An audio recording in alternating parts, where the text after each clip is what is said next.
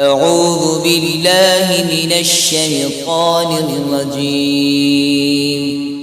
بسم الله الرحمن الرحيم. أقم الصلاة لدلوك الشمس إلى غسق الليل وقرآن الفجر إن قرآن الفجر كان مشهودا ومن الليل فتهجد به نافلة لك عسى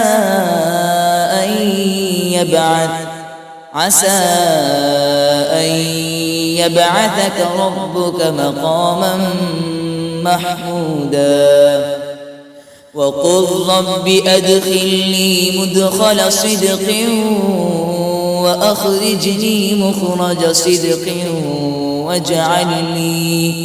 واجعل لي من لدنك سلطانا نصيرا وقل جاء الحق وزهق الباطل إن الباطل كان زهوقا وننزل من القرآن ما هو شفاء ورحمة للمؤمنين ولا يزيد الظالمين إلا خسارا وإذا أنعمنا على الإنسان أعرض ونأى بجانبه وإذا مسه الشر كان يئوسا قل كل يعمل على شاكلته فربكم أعلم بمن هو أهدى سبيلا صدق الله